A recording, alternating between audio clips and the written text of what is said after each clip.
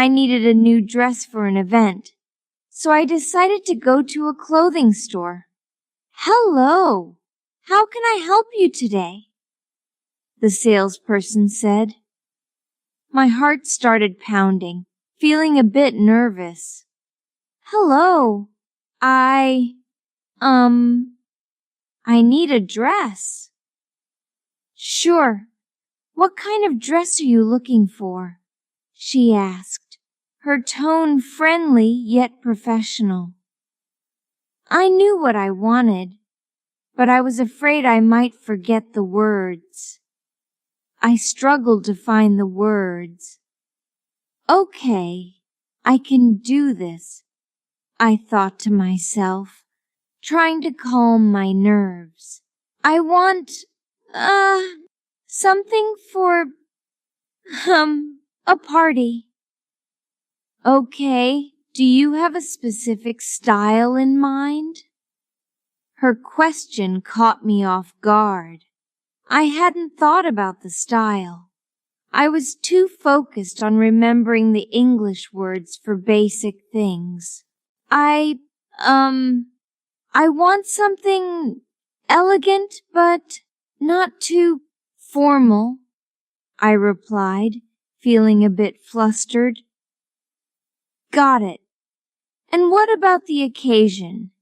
Is it a special event or more of a casual gathering? Her follow-up question made me realize that I hadn't planned this shopping trip as well as I should have.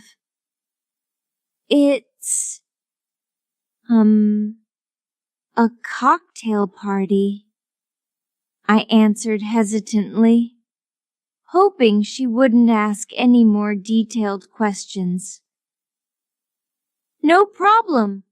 Let me show you some options that would be perfect for a cocktail party, she said cheerfully, leading me to the dress section. As she showed me different dresses, I felt a mix of relief and embarrassment. I was glad she didn't ask more questions about the dress details, but I also knew that I needed to improve my English skills if I wanted to feel confident in situations like this. After that experience, I knew I needed help. So, I went to see my English teacher, Mrs. Smith. Mrs. Smith, I had a terrible time at the store today.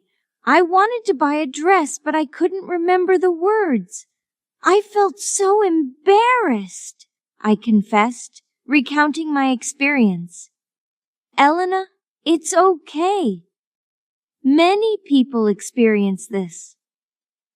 Let's work on some techniques to help you overcome this, Mrs. Smith reassured me with a comforting smile. First, let's practice visualizing and describing items in English.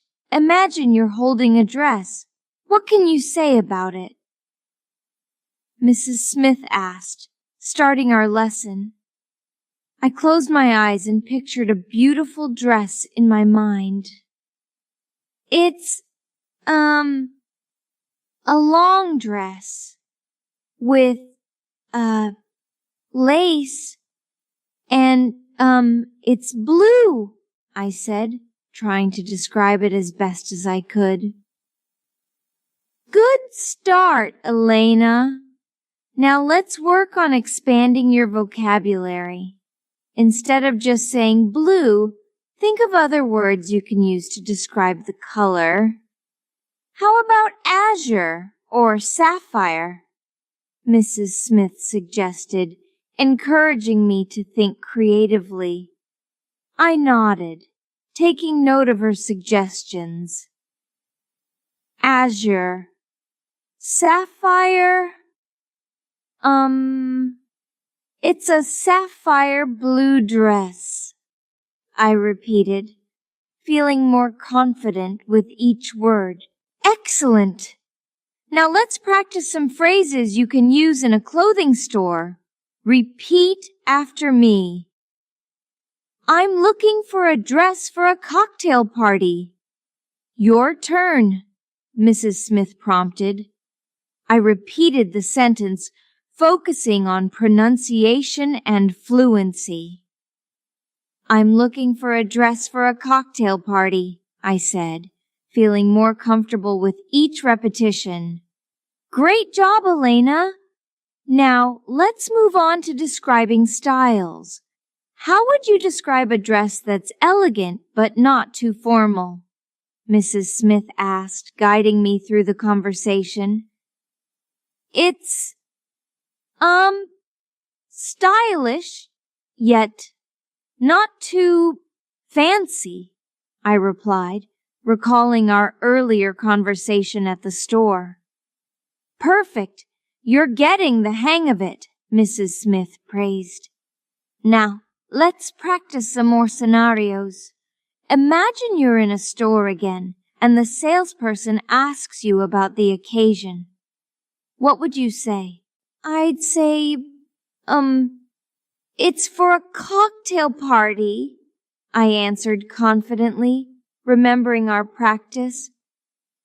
Elena, you're making great progress, Mrs. Smith said, encouraging me further. Now let's dive into another technique that will help you remember vocabulary more effectively. Curious and eager to learn more, I leaned in, ready to absorb every word Mrs. Smith had to say.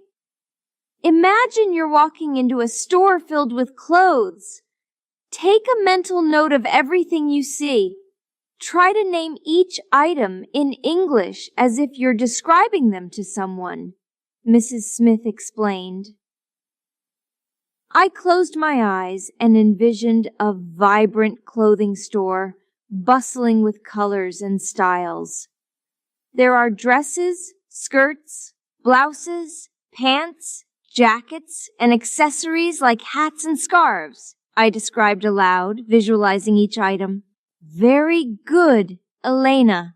Now let's focus on associating emotions with words. For example, how would you describe a dress that makes you feel happy? Mrs. Smith asked, introducing a new aspect to our lesson. It's, cheerful.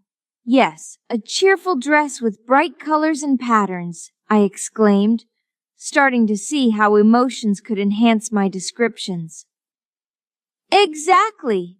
Emotions can help you remember words more vividly, Mrs. Smith affirmed. Now, let's practice using synonyms and antonyms to enrich your vocabulary. Instead of saying big, you can say spacious or roomy. And for small, you can use petite or compact. I nodded, eager to apply this technique.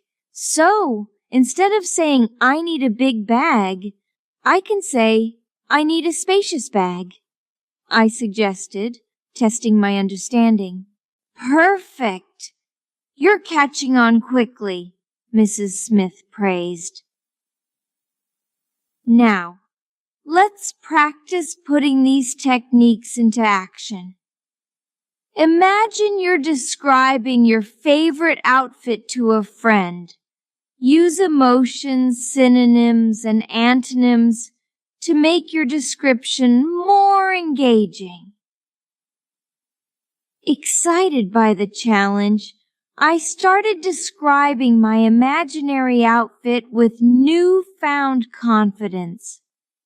It's a stylish, elegant dress that makes me feel confident and sophisticated. The color is a deep, rich burgundy, and the fabric is soft and luxurious.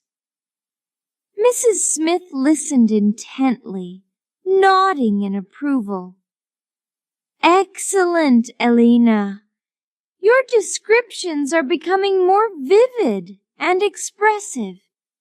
Keep practicing these techniques, and you'll see significant improvement in your English skills. Feeling encouraged and motivated, I thanked Mrs. Smith for her guidance and left the lesson with a renewed sense of determination to master the English language.